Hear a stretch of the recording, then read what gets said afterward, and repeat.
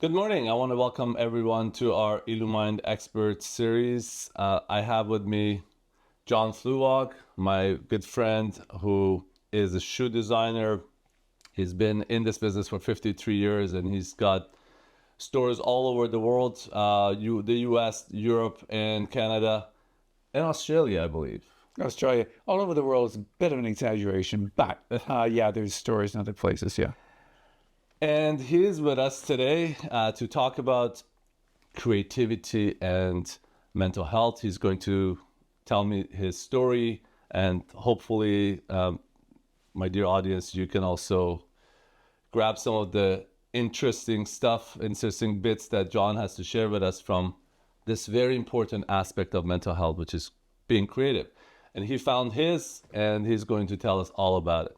Good morning, John. Hi, well, good to be here. It's such a pleasure to have you here. Thank you. So we've been friends. Obviously, I've known your story. You've told me what an inspiring story in so many ways. You know, in my own way, I have looked up to some of the stuff that I know you've been through in your life to make it, to create this amazing product called the Fluevog shoe. And why don't we just start? Tell us your story from your own. For some reason, I was born at an early age, comes to me, which is sort of a silly joke, right? But I was born just a kid, and I grew up not dyslexic a bit. I never did well at school. In elementary school, I did a lot of fooling around because I had to, I guess, make a point of somewhere because I wasn't excelling academically. And in high school, it was just more of the same. I was actually a problem kid. If you were my teacher, you would have really struggled trying to teach me. And I didn't get into university because I couldn't pass information from one page to another correctly. I'd always make some kind of jiggle in it. And yet I knew that I wasn't dumb, and I had great, probably great, maybe I had good social skills, and I was socially pretty tuned in. I was conversationally good, but I couldn't get a part of my life together, and I didn't understand it. So one thing kind of led to another. Because I didn't get into university, I was just sort of footloose and fancy free, as it were. And I ended up working in a shoe store. And from there, thank you to a few different things that happened, 6 months later, I ended up being in partnership with a man 15 years my senior and also a mentor. And I started a company called Fox and Fluevog in Vancouver, Canada. And it was a very unusual store back then, not because of what I did so much, but because of what my elder partner, who had a great feeling and a vibe for it, put into the company. And it was at a time and a place, it was 1970. So you had a lot of like hippies and funky stuff was happening. And we had a really crazy shoe store. So we had knee-high patent leather boots for men in 6 colors. Oh, I would love to see that. Yeah, you look great nose. Just mad things are going on. And we're having a lot of fun. You can go stage like fly fishing. Yeah. Yeah. But that's not what they were for. They were for being funky on the street, and we were selling a lot of funky stuff. So so it carries on. I'm in partnership with him for 10 years.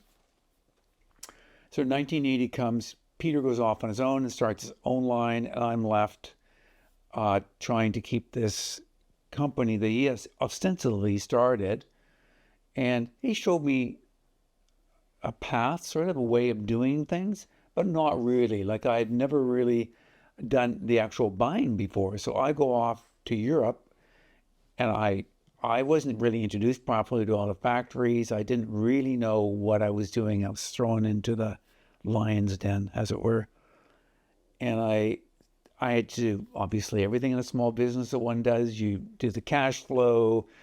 I'm looking after the inventory. I'm looking after the staffing. I'm doing the leases. I'm dealing with the banks. I'm dealing with, all the little bits and pieces. And I didn't really know what I was doing.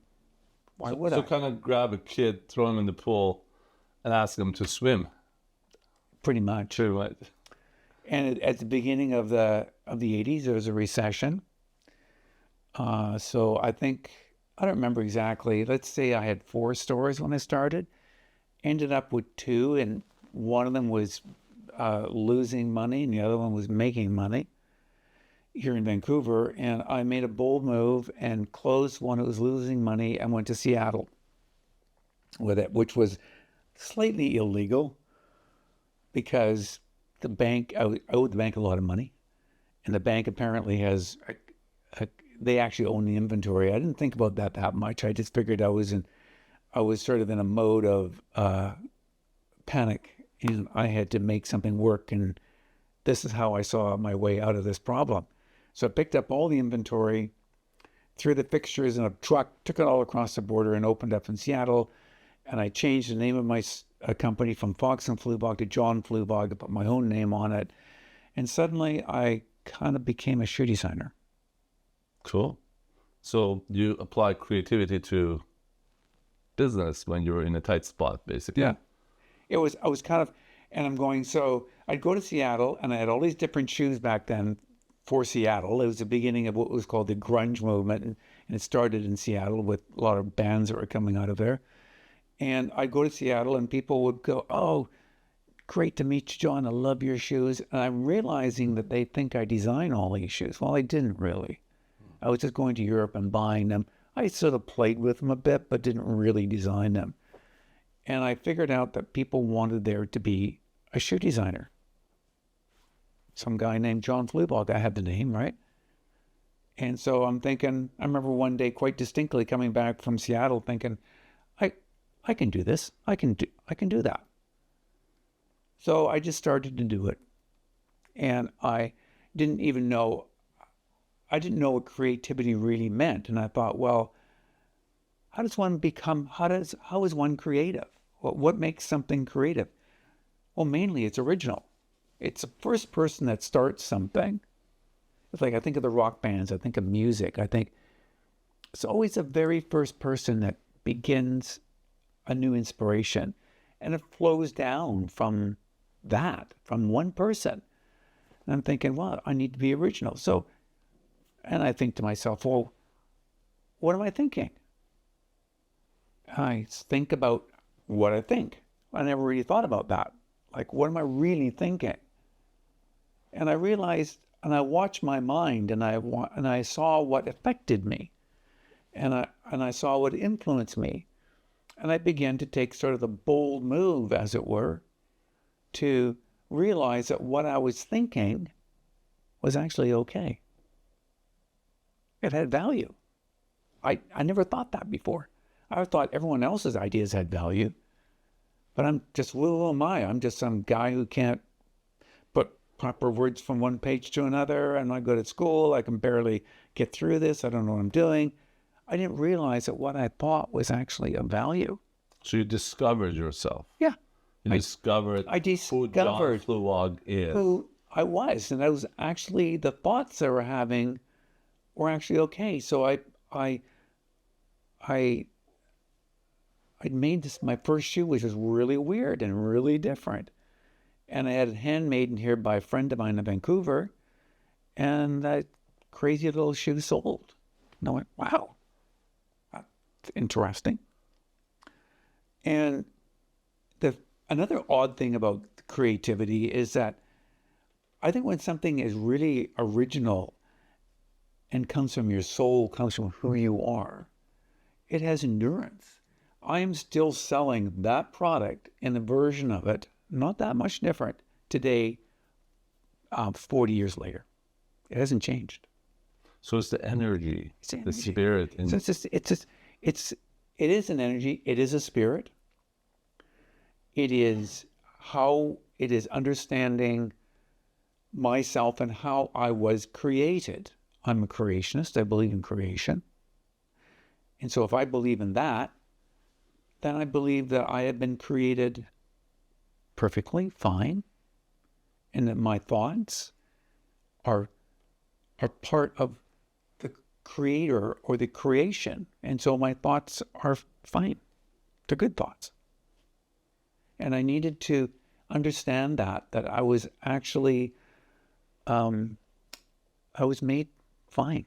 It wasn't a mistake. I'm not such a mess as I thought I was. And the things I'm not good at, it didn't matter so much. I just needed to focus on what I could do and who I was. And when I did that, things just started to flow. I've had lots of issues since that time. I've gone through lots of trials and temptations, as it were.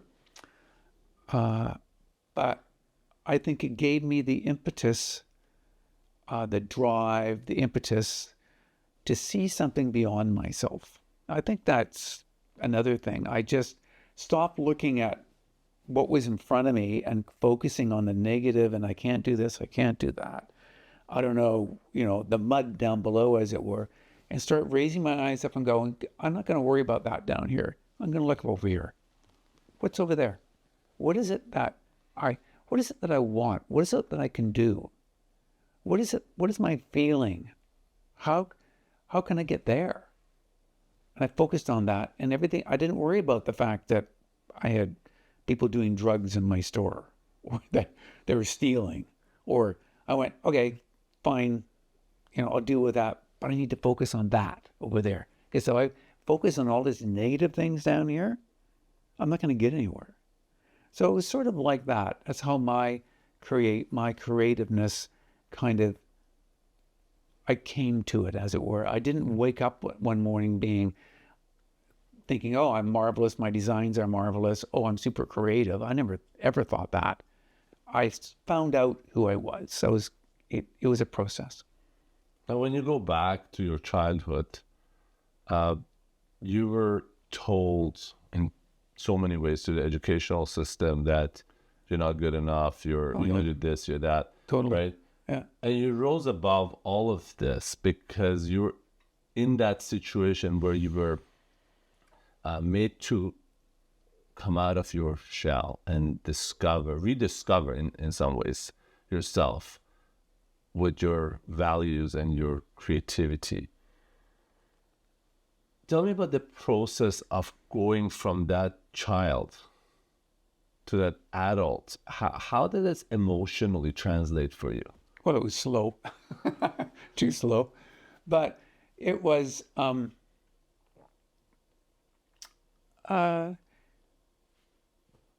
yeah, no one's lived in my skin, so I'm talking away here, and I hope that what I'm saying resonates with other people, in a sense that just because I was told I was dumb, I was told that I couldn't perform. I was in a classroom where the teacher in that day lined all the students up from the best student at one corner to the worst in the other corner. And so that's a clear message when I walked into that classroom that I was an idiot. That is unbelievable. Yeah. They did that. They did that. Wow. Math class. Incredible. And I'm bad at math. How stupid is that teacher? I think that teacher should be in the at the back of the lineup. Anyway, that is the sense of, that's where I came from. I'm thinking, well, here I am.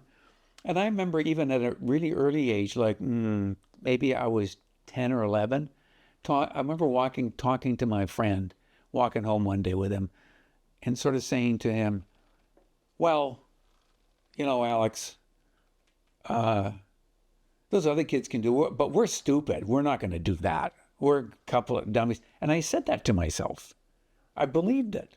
I believed that I wasn't very smart. I remember thinking that. So how did it turn around? Very slowly, when I started to slowly believe that what I thought was actually okay, and I began to see the fruits of it.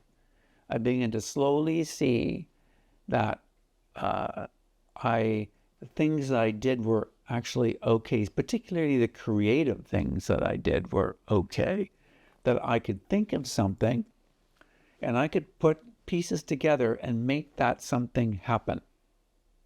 You in order to build something, you need many people as well. I can't just do everything myself. And so I get this person, that person, the other person. You kind of get them on board and you kind of go, okay, we're going to do this, that, and the other. And this is what we're going to end up with here.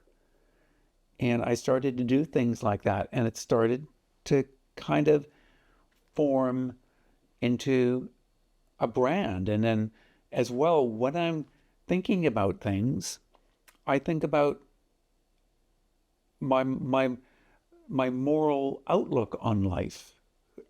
What are the things that really are important to me and what drives me? And I would write them down like a little, and I'd start putting stories and messages on my footwear, on the soles of my shoes. And there are things that just came to me while I was doing something. They could be as silly as ordinary, like I remember putting something down on my sole: to love, to hate, the choice is yours. And I call this the shoe line Choice. I didn't put that there for no reason. I had just a day earlier got off the phone with somebody yelling at me, telling me that they hated somebody. I hate this. I hate this. I'm listening to them going, that's crazy. They don't really hate them. They just made a choice to hate them. There's no reason I really hate this person. They just chose. And they could choose not to hate that person. And I'm thinking, what a huge thing in life that we get to choose. We don't have to hate somebody. We choose to hate somebody. And so I wrote on the sole. And I've sold that sole for years and years. I never ever told anybody that's where it came from. But I think when you express some of those inner longings and inner things inside of you, they have meaning to other people. It resonates on a different level. So for some reason, I think it does. And my little company has got a great following of fans, of people that are really... They're like cult-like. They're cult-like. Why is that? The vloggers. It's just... they all get together on their own, and they have little conventions of Fluevogian, Fluevog things, and it's like, I go, what is it? I really just think it's because I was bold enough to be myself. Embrace yourself. I just embraced myself, and when something came to me, I just did it. I wrote it down. I expressed it. I made some weird shape of a shoe that I was thinking about. I just did it. They didn't always sell well. They don't always work. But I just do it. And that's fun. That's pleasure. That's part like of who you are. It's who I am. And so my company is who I am. And as it's growing, it's harder for me to express that throughout my whole company, to my staff, to everyone. And sometimes it wobbles and goes off. And I try to bring it back. And I'm older now. I've been doing this for 53 years. And just to stay in business, in the boutique business, like I have been for that many years, there's not many people around that have done that. I just don't know I don't even know of any. So, and to have a little business around, around North America and different places at the small level I'm at, I've never had any cash infusion. So I built everything up myself. In this kind of RT business, it's tricky. It's not easy. I'm not patting myself on the back. I'm just saying, how did I do it? I think I did it by taking the boldness of being myself. And I think people at a spiritual level resonate with that, because there's so many people who are told they're not good enough. They're not, from childhood. They hear these messages, and when they see these messages, it's not just the message itself, but the essence of it, that you've embraced you, the you-ness, and the uniqueness, that you have said, okay, you know what? I like me. I like my creative me. And my creative me makes people happy. Yeah. And people can resonate with that because maybe they're able to discover that part of them that they've been suppressing, or somebody has suppressed in their childhood. Yeah, they don't feel. I think a lot of us are walking around feeling that somebody kind of, we're okay, but somebody made a little mistake. We're not quite good enough, not quite right. We don't quite fit in. And particularly if you're a little unusual as a person, a little artistic, or a little, so you're a little like not, quote, normal, whatever that means. I think we can tend to feel like we're not quite right. And for me, that is a big, huge, big lie that we all are subject to. And that lie is, you weren't made right. Somebody made a mistake. And I think what I'm saying is, nobody's made a mistake. You've been created beautifully. So I am a creationist, yeah. And you're lovely. You're lovely the way you are. Why wouldn't you be? You're created. Maybe you got one leg shorter than the other. Well, that's fine, but you're still lovely. Maybe you look a little weird. That's fine. You're still lovely. You're a beautiful person. You've been created. And you've been created for a purpose. And we all fit in. We need to fit into a mosaic in our society to bring society up. It's not just about one person rising to the top and everybody else is down below in a cesspool. No, we all come up. The bottom person brings everybody up. If we don't take care of the people down below who are really struggling, our whole society won't go anywhere. We're gonna wallow in the mud. I had a band leader in grade 7 who always said, "Oh, this band's only as good as the worst player." I thought that's actually kind of true. Because if you got the clarinet and the third clarinet squeaking and squawking down there, that's as good as the band is. It doesn't matter how good the first trumpet player is. So I see it as, yes, singularly, we need to believe in our own creativeness and understand it, and also understand how we fit in to the community at large and how we can bring everybody up. And that's what our job is in life. That's who we are. It's finding out what we're made to do, who we are, and do it. Talk to me about creativity. So, you've been doing this for a number of years, Yeah. And you come up with designs.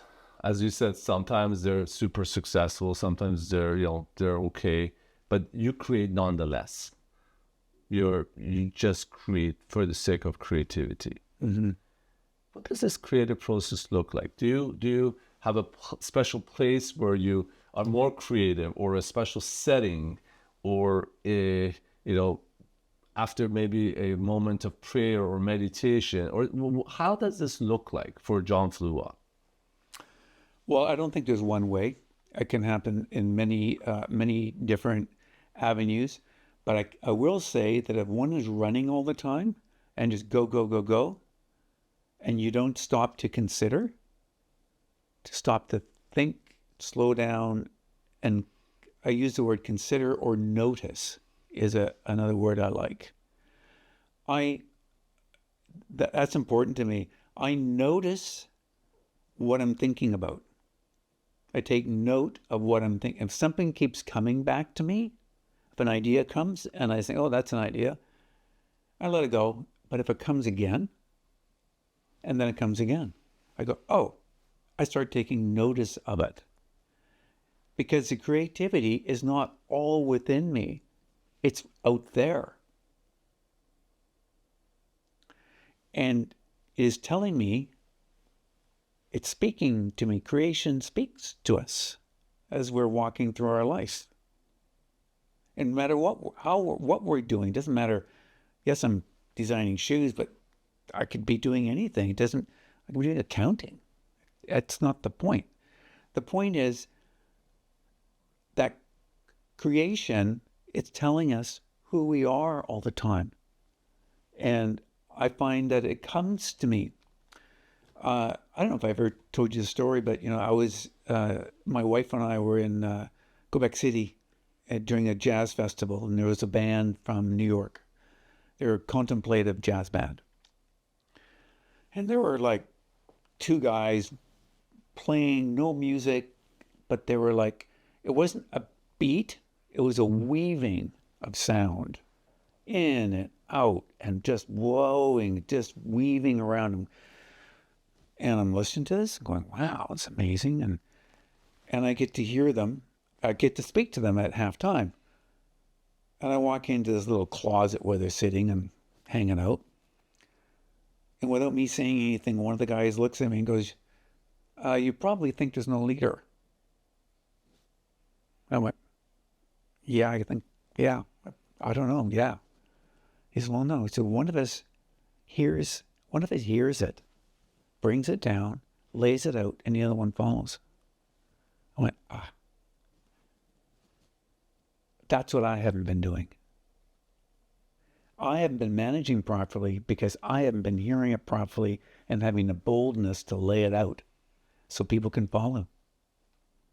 I wasn't doing my job.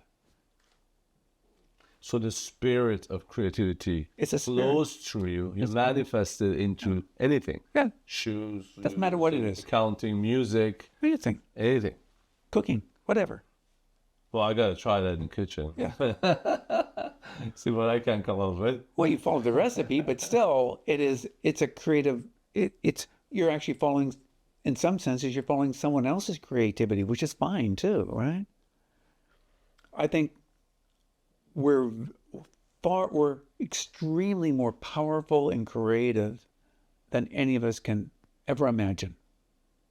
We don't understand, I don't understand it, how creative, how powerful we are in that creativeness to change culture, to change the world that we live in, to change our families. All of us have issues in our families, one issue or another. No one seems to escape it. And how do we get through these issues? Do we get through by fighting and bashing through them?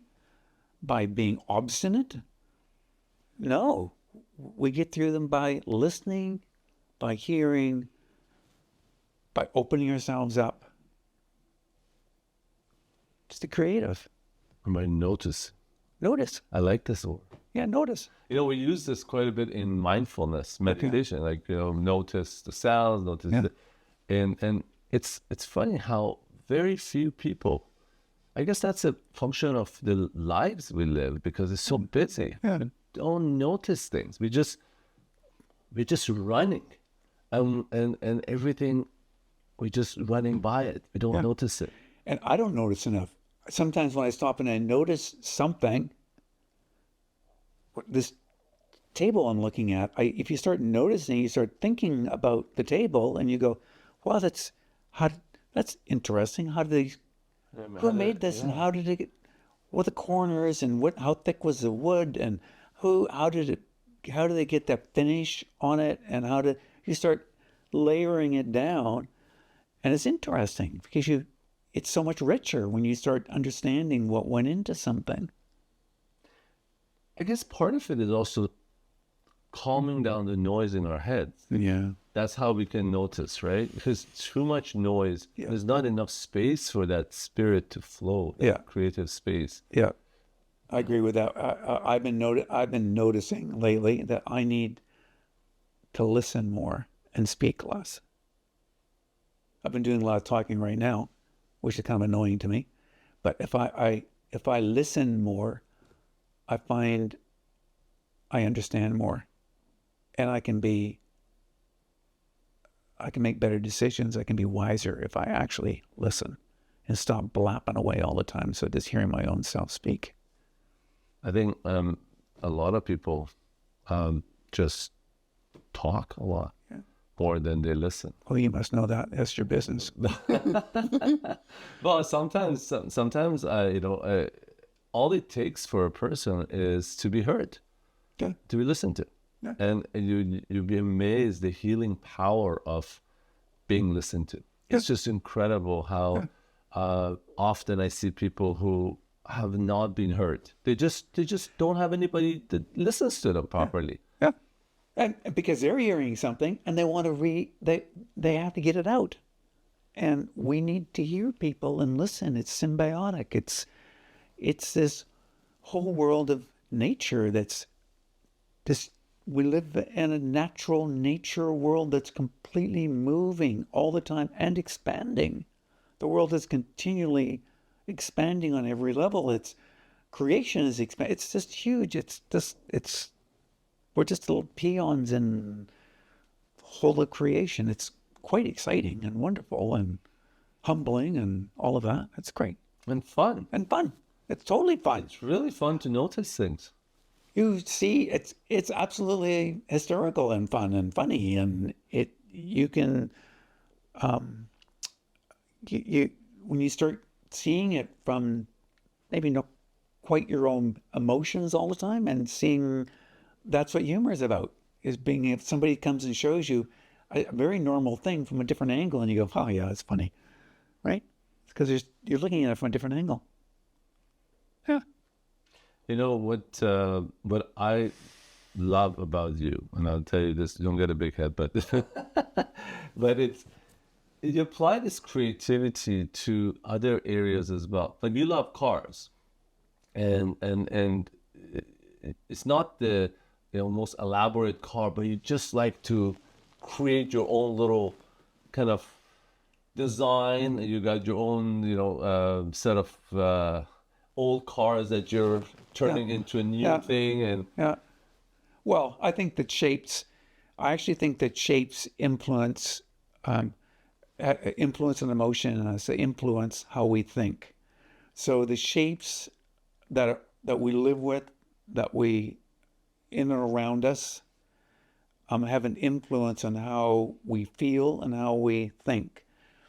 So when I'm doing a shape, a piece of footwear, for instance, it is not, yes, hopefully the footwear is beautiful, but the shape makes a person feel a certain way. They feel, when they put it on, they feel different. It makes them dream and get away from, we'll need entertainment. Entertainment is like kind of getting out of yourself. It's you move from the mundane into another world. And that's what I like to do. I like to move people from the everyday mundane sometimes of what we're doing up a step and into entertainment. And so they can start to walk in a different world through the shape, through the colors. that's very cool.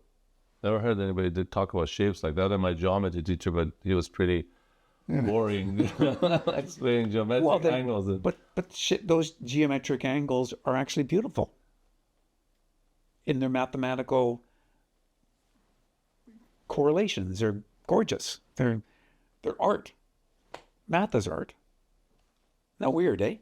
Well, they talk about nature having certain geometric shapes, right? It's all multipliers. Yeah. Yeah. And if you look closely, again, if you notice, Yeah. the shapes are, like you said, patterns that are repeating. Somebody said God's signature is in nature. You just have to look for it. Yeah. Right? Yeah. I think creativeness is something that I like to think that it's ongoing. It's never ending. You don't just get creative and then you're just creative. It's a continual thing all your life, and it's like a quest we need to go on.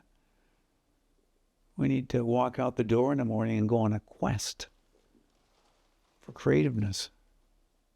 Now let's talk about a little bit how does creativity uses you emotionally. So when they create something, when you create those shapes, how do you feel during the process? Where is John Fluevog at when you're going through that creative process? When the flow is coming in? Well, the one thing I don't think about is paying bills, right? I don't think about where the money's coming from. I don't think about how somebody's not behaving properly, or my kids are driving me crazy, or I don't think about that. I just get focused on that thing. It absorbs me, and I love to watch what my hands do And I'm almost like an observer of what's coming out. I go, oh, look at that. That's interesting. It's not that I thought it and laid it down. I just watch what happened. Does that make any sense? Mm-hmm. It comes out of you, and then it's almost like I'm an innocent bystander, and I'm watching it. I'm just a conduit, and I'm watch this, and I go, it's mesmerizing. So that's what I'm thinking about when I'm creating stuff, is watching myself and watching the process, and I forget everything else. It's great. You're in the zone. You get in the zone, yeah.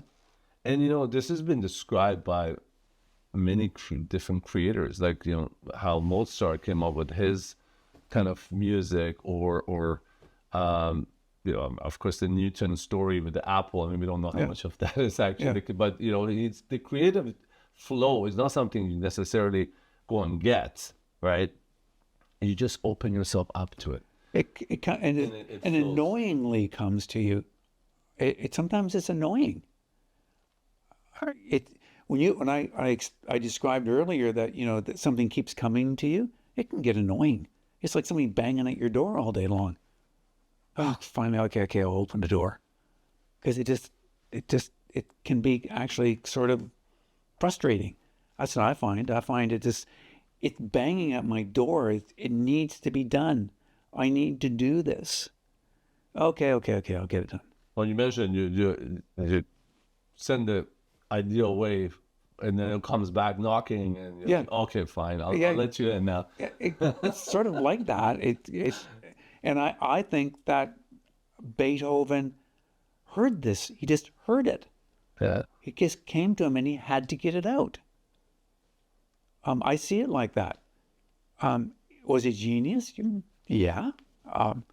Was it just his ability to hear, openness to hear what was given to him? Yeah. He was famously deaf when he did his but he obviously didn't. Symphony 9. He didn't hear it in his ears. Come on, he heard it. He felt it. He knew it. He felt it. It came to him, and that's a spiritual thing. So what we're really talking about here, at the end of the day, for me, it is a very spiritual. We live in a spiritual world, and it is a spiritual thing that I'm actually describing as to what creativity is. That's what it is to me. It's a spirit. It's a spirit of creativity. And it doesn't have anything to do with how good you are, or how bad you are, or how weird you are, or it is a spirit of creativity. And I think it's also, what's the word? It is a bit of a burden sometimes to a creative person. It's not easy, because you're kind of sometimes going against the flow, People think you're weird and different. And that's okay. Well, we're all different. We're all different. And weird in some ways. Yeah, we are. And hopefully, yeah. Anyway, so it's a complex subject. I'm not saying I've got it nailed at all. It's just me telling you how I came to it and what I do. And that's all I know. I only know what I do. So, we're going through tough times right now, right? With all the pandemic and all the issues worldwide. Mm-hmm. And people are struggling with their mental health. Yeah. How can this creativity help them? What do you think can this creativity do for people? We have art therapy, for example, right? Yeah. People do art therapy for the difficulties with their mental health. Yeah. But what is your recommendation? What is your suggestion? What can they do to get through tough times? Well, personally, I would think, and I get reminded by my wife sometimes, stop looking at the news. It's not very creative, and it brings you down. I think, what we think of, so we are. What we watch, so we are. So I like to think that when times are confusing, there's so many voices coming at us of so many different things, we get washed out. There's a big wash where nothing becomes, everything loses importance. It all becomes like this level wash. I don't know how to describe it. There's no upswings of beauty of stars that are bright. It's just like this wash.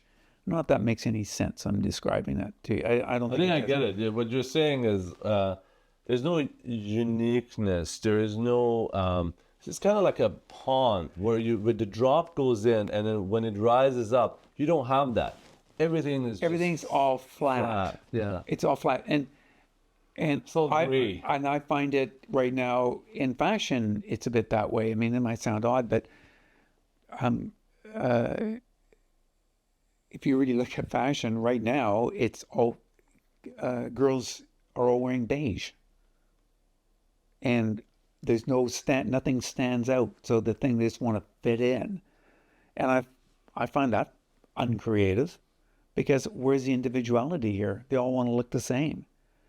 And social media tells us, it gets into a mush, so we all look the same. We're all thinking the same thing, doing the same thing, because somebody has told us that's what we're supposed to do. And so then we cease to become who we are and cease to bring society up and everybody, because we don't honor uniqueness.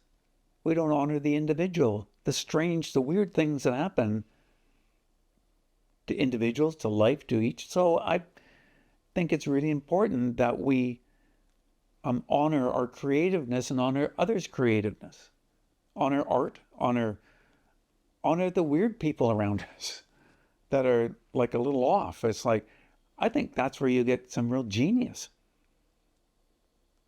You notice. Uniqueness. Uniqueness. Yeah. That's the fun part. It's not fun to be bland. Who wants to be gray and beige? No, thank you. Sorry, you got a gray top on. Yeah. I got black on. Anyway, yeah, it's something like that. Yeah. Well, John, it's been a pleasure. I have to say I've learned a lot, and hopefully our audience is going to use some of these words of creativity or creative wisdom, I want to call them, and help themselves to improve their mental health and their well-being, and just having fun in life, right? Having joy. Absolutely. I was putting a document together the other day, and my son, who works with me in my business, said, "Dad, I just want to have fun." I go, he is so right. We need to have fun. We need to enjoy each day and be thankful and enjoy and have fun. It's so important. Concentrate on having fun. What's wrong with that? That's great. Very creative. Thank you, my friends.